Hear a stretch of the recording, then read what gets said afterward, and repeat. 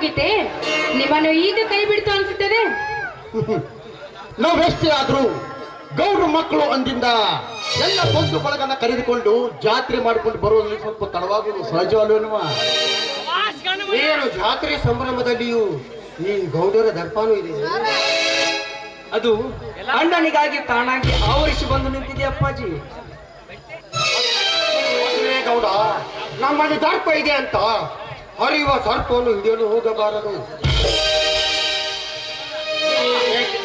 ನಮ್ಮಲ್ಲಿ ದರ್ಪ ಇದೆ ಅಂತ ಹರಿಯುವ ಸರ್ಪವನ್ನು ಹಿಡಿಯಲು ಹೋಗಬಾರದು. ಹೋದರೆ ಅದು ನಮ್ಮನ್ನು ಕಚ್ಚದೆ ಬಿಡುತ್ತದೆ. ಅದಕ್ಕಾಗಿ ನೀವಿಬ್ಬರು ಈ ಸಮಾಜದಲ್ಲಿ ನನ್ನೆರಡು ಕಣ್ಣು ಬಿಡಬೇಕು. ಚೆನ್ನಾಗಿ ಬದುಕಿ ಬಾಳಿರಿ ಮಕ್ಕಳೇ. ಇದೇ ನನ್ನ ಆಸೆ. ಅಪ್ಪ ನೀನಿನ್ನು ಆ ದ್ವಾಪರ ಯುಗದಲ್ಲಿಯೇ ಇದೆಯಾ? ಇದು ಕಲಿಯುಗ. ಈ ಕಲಿಯುಗದಲ್ಲಿ ನಾವು ಚೆನ್ನಾಗಿ ಬದುಕಿ ಬಾಳಬೇಕು ಅಂತಂದ್ರೆ ಹತ್ತಲು ಕಾರ್ ಇರಬೇಕು, ಸುತ್ತಲೂ ಶುಗರ್ ಫ್ಯಾಕ್ಟರಿ ಇರಬೇಕು. ಹಾಗೆ ಕೈ ಎತ್ತಿದವರ ಕತ್ತು ತೆಗೆಯಲು ಕೈಯಾಗ ಬಂದೂಕಿರಬೇಕು. ಬಿತ್ತಲು ಬಹಳಷ್ಟು ಜಮೀನಿರಬೇಕು. ನಾವು ಗಳಿಸಿದ ಹಣವನ್ನು ಕೂಡಿಕ್ಕಲು ಬೃಹತ್ವಾದ ತಿಜೋರಿ ಇರಬೇಕು. ಅದರಂತೆ ರಸವತ್ತವಾಗಿ ಹಾಡಿ ಕುಡಿಯಲು ಮೋಹಕವಾದ ರಾಣಿ ಬೇಕಪ್ಪ. ಸಾಕು ನಿಲ್ಲಿಸು ಈ ನಿನ್ನ ಕೆಟ್ಟ ಮಾತು. 20ರ ವಯಸ್ಸಿನಲ್ಲಿ ಈ ರೀತಿ ಕೆಟ್ಟದಾಗಿ ಆಸೆ ಪಟ್ಟು ಮಾತನಾಡುವುದೇ? ಅಣ್ಣ, ಇದು ನಿನ್ನ ತಪ್ಪು ಕಲ್ಪನೆ. ನಾವು ರೈತರು ಅಂದ ಮೇಲೆ ನಮಗೆ ಬೇಕಾಗಿರುವುದು ಎತ್ತು ಚಕ್ಕಡಿ ಬಂಡಿಯಾಗಿರಬೇಕು. ಸುತ್ತಲೂ ಮಾರುತಿ ದೇವರ ಮಂದಿರವಿರಬೇಕು. ಕೈ ಎತ್ತಿ ಬೆಳಗಲು ಊದು ಬತ್ತಿ ಸಾಕು. ಬಿತ್ತಲು 1 ಎಕರೆ ಭೂಮಿ ಸಾಕು. ಗಳಿಸಿದ ಹಣವನ್ನೆಲ್ಲ ಕೂಡಿಸಿಡಲು ಒಂದು ಕಟ್ಟಿಗೆಯ ಪೆಟ್ಟಿಗೆ ಸಾಕು. ಬೇಸರವಾದಾಗ ಹಾಡಿ ಕುಣಿಯಲು ಸೌಭಾಗ್ಯ ದೇವತೆ ಪತಿವ್ರತೆ ಬಡವರ ಮನೆಯ ಒಂದು ಹೆಣ್ಣು ಸಾಕಣ್ಣ, ಹೆಣ್ಣು ಸಾಕು. ಮಗನೇ, ಮೆಚ್ಚುನ ನೀ ಕೊಂಡ ಈ ಯುದ್ಧ ಉತ್ತರಕ್ಕೆ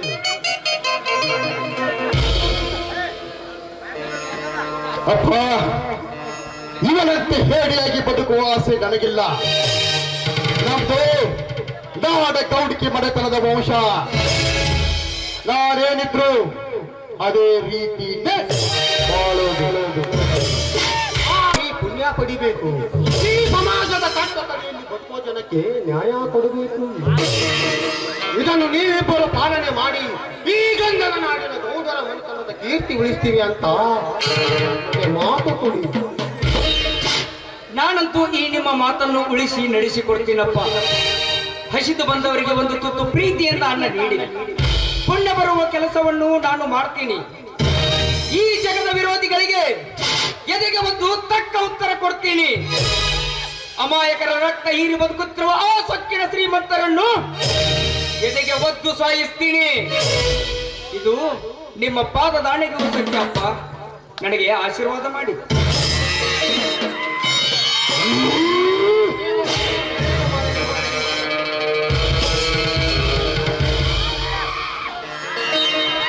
ಕಂದ, ಆ ತಾಯಿ ನೆರಳು ಸದಾ ನಿನ್ ಮೇಲಿರ್ಲಪ್ಪ.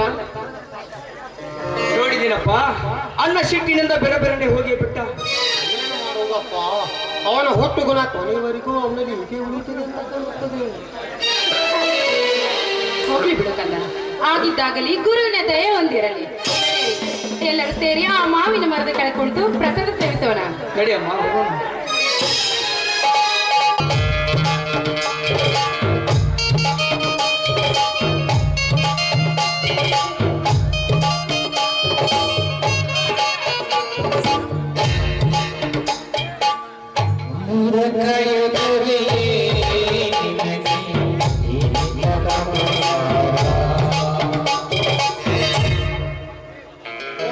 ಶಿವಲಿಂಗೇಶ್ವರ, ಶರಣೆಂದು ಬರುವ ಈ ನಿನ್ನ ಭಕ್ತರನ್ನು ಹೊರಿಸಿ ಕಳಿಸುವ ಈ ನಿನ್ನ ಕೀರ್ತಿಯನ್ನೆಂತು ಮಡಿಯಲ್ಲಿ ತಂದು ನಿನ್ನ ಪ್ರೇರಣೆಯಿಂದ ದಾನ ಧರ್ಮಕ್ಕೆ ತಮ್ಮ ಪ್ರಾಣವನ್ನೇ ಅರ್ಪಿಸುವ ಈ ಗಂಧದ ನಾಡಿನ ಗೌಡರ ಮನೆತನ ನಿನ್ನ ಕರುಣೆಯಿಂದ ಬೆಳಗಿದೆ ತಂದೆ.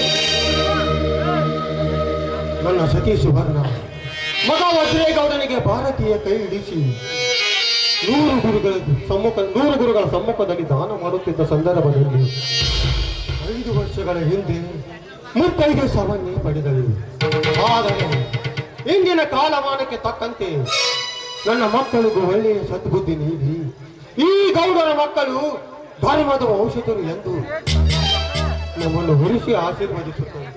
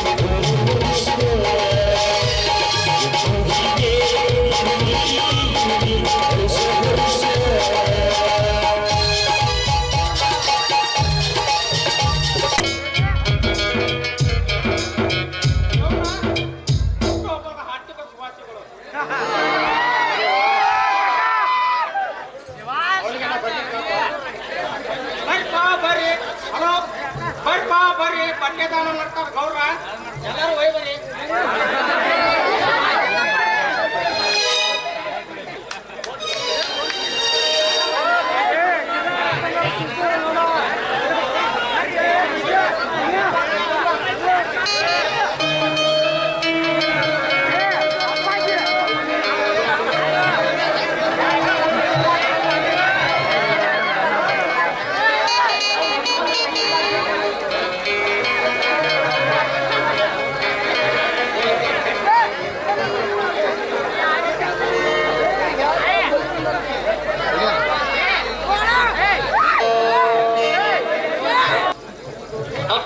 ನನಗೆ ಸ್ವಲ್ಪ ಹೊಲದಲ್ಲಿ ಕೆಲಸ ಇದೆ, ನಾನು ಬರ್ತೀನಿ.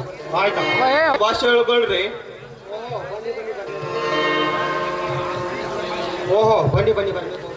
ನಿಮ್ಮ ಕಾರ್ಯ ಸಾಧನೆ ನೋಡಿ ಆ ಶಿವಲಿಂಗೇಶ ನಿಮಗೆ 106 ವರ್ಷ ಆಯುಷ್ಯ ಕೊಟ್ಟು ಕಾಪಾಡಲೆಂದು ಆಶಿಸಿಕೊಳ್ರಿ. ಇದಕ್ಕೆಲ್ಲ ತಮ್ಮ ಸಹಕಾರದ ಅತ್ಯಗತ್ಯ ಇದೆ. ನಾ ಯಾವತ್ತಲೂ ನಿಮ್ಮ ಬೆನ್ನು ಹಿಂದೆ ನಿಲ್ಲುತ್ತೇನೆ ಗೌಡ್ರಿ. ನಿಮ್ಮ ಹಿರಿತನದ ಹಿಂದೆ ನಾನು ಸದಾ ಬೆನ್ನೆಲುಬೆ ಹಾಗೂ ನಿಲ್ಲುತ್ತೇನೆ ಗೌಡ್ರಿ. ನಿಮ್ಮ ಮಾತಿನ ದರ್ಪಕ್ಕೆ ಹರಿದಾಡುವ ಸರ್ಪವು ಕೂಡ ಒಂದು ಕ್ಷಣ ನಿಂತು ಹೋಗುತ್ತದೆ ಗೌಡ್ರೆ. ಆದರೆ ಇದನ್ನೆಲ್ಲ ನನ್ನ ಮಗ ನಡೆಸಿಕೊಂಡು ಹೋಗಲು ಸಾಧ್ಯವೇ? ಅದಕ್ಕೆ ಗೌಡ್ರಿ ನಿಮಗೊಂದು ಮುಖ್ಯವಾದ ವಿಷಯ ತಿಳಿಸಲು ನಾನು ಬಂದಿರುವೆ. ಅದೇನು ಬೇಕು? ಹಾ ಹೇಳುವೆ. ಮಾದೇವ ಎಲ್ಲೇಶಿ, ಮಾದೇವ ಎಲ್ಲೇಶಿ ಬನ್ನಿ. ಗಮನ ಇಟ್ಟು ಕೇಳಿ. ಹಿಂದೆ ನಮ್ಮೂರಿನ ಶ್ರೀ ದುರ್ಗಾ ಪರಮೇಶ್ವರಿ ಜಾತ್ರೆಯಲ್ಲಿ ಒಂದು ಅಮರವಾಣಿ ಆಯಿತು. ಅದು ತಮಗೆ ಜ್ಞಾಪಕವಿದೆಯಾ? ಹಾ ಗೌಡ್ರೆ ಹೇಳುವಿನ ಕೇಳಿ. ಗೌಡ್ರೆ, ಮುಂದೊಂದು ದಿನ ನಿಮ್ಮ ಮನೆಯಲ್ಲಿ ಹೆತ್ತವರ ಆಹುತಿ ಪಡೆದುಕೊಂಡು ಒಂದು ಮಾಣಿಕ್ಯ ಉದ್ಭವಿಸಿ ಬರುತ್ತದೆ.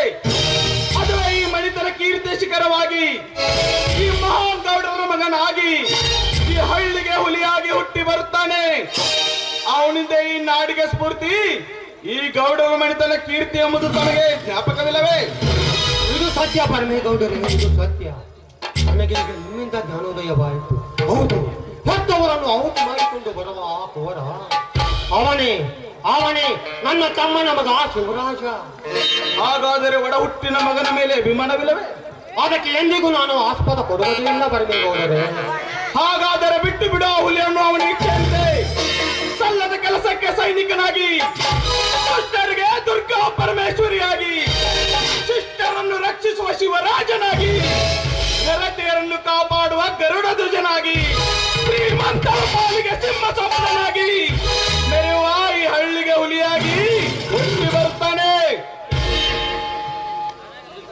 ಗೌಡರ ಮನೆತನಕ್ಕೆ ಬೇಕಾಗಿರುವುದು ಅದೇ ಬರಮೇಗೌಡರೇ. ಒಟ್ಟಾರೆಯಾಗಿ ಈ ಹಳ್ಳಿಯ ಹೆಣ್ಣಿನ ಮಾನ ಪ್ರಾಣದ ರಕ್ಷಣೆಯಾಗಿ ಈ ನನ್ನ ಹಳ್ಳಿಯ ಜನ ನೆಮ್ಮದಿಯಿಂದ ಬದುಕಿದರೆ ಸಾಕು. ಅದೇ ನನಗೆ ಸಂತೋಷ. ಹಾ ಗೌಡ್ರೆ, ನಾನಿನ್ನು ಬರಲೇ. ಹಾಗೆ ಹೋಗುವುದೇ? ನನ್ನ ನಿನ್ನ ಗೆಳೆತನದ ವಿಷಯವನ್ನು ನನ್ನ ಮಕ್ಕಳಿಗೂ ತಿಳಿಸಿ ಅವರಿಗೂ ಹರಿಸಿ ಆಶೀರ್ವದಿಸಿ ಊಟ ಮಾಡಿಕೊಂಡು ಹೋಗಬೇಕು. ಬನ್ನಿ. ಮೂಕೇಶ್ವರಿ, ಲೋಕ ಕಲ್ಯಾಣಕ್ಕಾಗಿ ಈ ಭೂಲೋಕಕ್ಕೆ ಅವತರಿಸಿ ಬಡವರ ಬಂಧುವಾಗಿ ಮಾತಿಯಾಗಿ ನಮ್ಮನ್ನೆಲ್ಲ ರಕ್ಷಣೆಗೈದ ನಿನಗೆ ನನ್ನ ನಮಸ್ಕಾರಗಳು ತಾಯಿ. ಗೌಡರ ಮನೆತನ ಎಂಬ ಈ ಹೆಸರು ಪಡೆದಿರುವ ಈ ಮನೆತನಕ್ಕೆ ಯಾವ ಕಳಂಕ ಬರದಂತೆ ಕಾಪಾಡಿ ನನ್ನ ಪತಿ, ನನ್ನ ಮೈದುನ, ನನ್ನ ಮಾವನ ಕಾಪಾಡುವ ಜವಾಬ್ದಾರಿ ನಿನಗೆ ಸೇರಿದೆ ತಾಯಿ.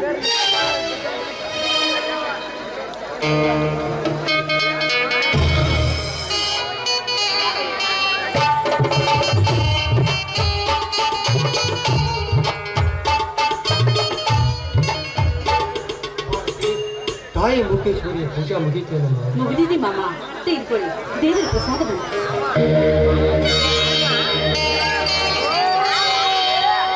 ಯಾತಿಗಳು ಭಾರತಿ, ಈ ನಿನ್ನ ಬಾಳು ಬಂಗಾರವಾಗಿ ನಿನ್ನಿಂದ ಈ ಅರಮನೆ ಶೃಂಗಾರವಾಗಿ ಧರ್ಮ ಕೀರ್ತಿಗೆ ರಂಗೇರಲಿ.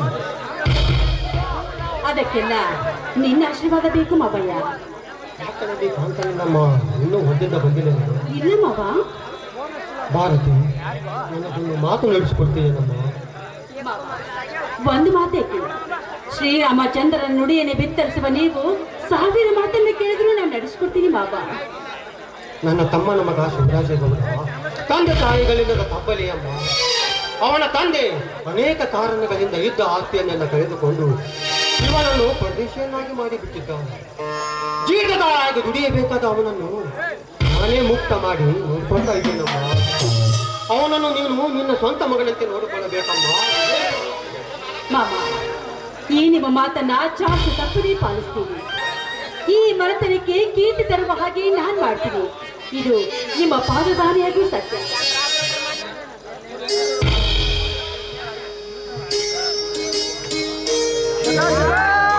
ಅಪ್ಪ ಅಪ್ಪ, ನೀವತ್ತಿನವರೆಗೂ ಹೊರದಲ್ಲಿ ಕೆಲಸವೇನಪ್ಪ? ಅಂತ ಕೆಲಸವೇನಿಲ್ಲಪ್ಪ.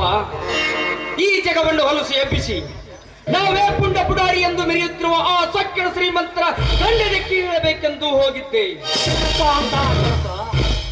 ತಾನೊಬ್ಬ ಶ್ರೀಮಂತಿಕೆಯ ದುರಹಂಕಾರದಲ್ಲಿ ಒಂದು ಬಡ ಹುಡುಗಿಯ ಪ್ರೀತಿಯನ್ನು ಮಾಡಿ ಆ ಹುಡುಗಿಯ ಮೋಸ ಮಾಡಿ ಅವಳಿಂದ ಒಂದು ಮಗುವಿನ ಜನ್ಮಕ್ಕೆ ಕಾರಣನಾಗಿ ಅಷ್ಟೇ ಅಲ್ಲದೆ ಆ ಹುಡುಗಿಯನ್ನು ಭಯವಿಲ್ಲದೆ ಬಾವಿಯಲ್ಲಿ ನೂಕಿ ಓಡಿ ಹೊರಟಿದ್ದ ಪಾಪಿ. ಏನಾಯ್ತಪ್ಪ? ಅಣ್ಣ ಎಂದು ಚೀರಿದ ಆ ತಂಗಿ ಧ್ವನಿ ಕೇಳಿ ಕೈಯಲ್ಲಿರುವ ಕೆಲಸವನ್ನು ಅಲ್ಲೇ ಬಿಟ್ಟು ಓಡಿ ಹೋಗಿ ಬಾವಿ ಒಳಗೆ ಹಾರಿ ಆ ತಂಗಿಯ ಪ್ರಾಣ ಕಾಪಾಡಿಬಿಟ್ಟೆ.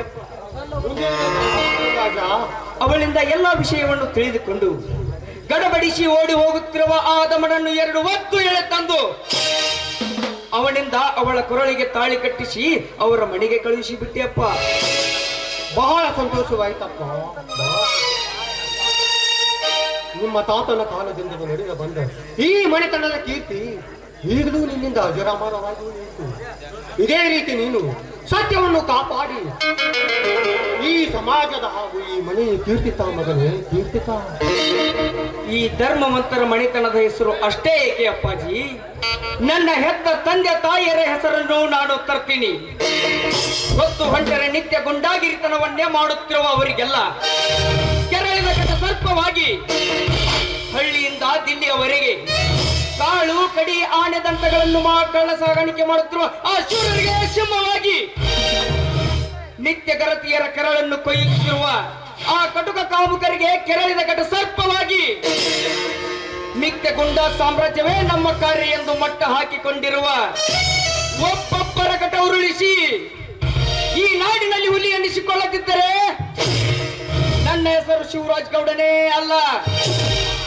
ನೋಡಿದೆಯಾ ಭಾರತಮ್ಮ, ಈ ನಿನ್ನ ಮೈದುನನ ದಿಟ್ಟು ನುಡಿಗಳನ್ನು ಮುಂದೆ ಇವನು ಅವತಾರ ಪುರುಷನಾಗುವುದರಲ್ಲಿ ಯಾವುದೇ ಸಂದೇಹವೇ ಇಲ್ಲ.